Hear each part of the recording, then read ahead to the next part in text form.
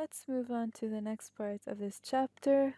We have in this tutorial calculating charge.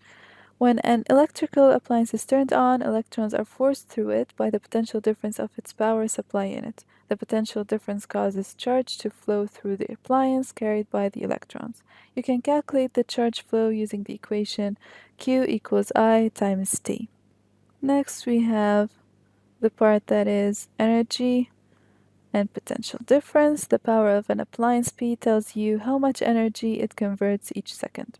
This means that the total energy E converted by an appliance is equal to its power multiplied by the length of time in seconds the appliance is being used.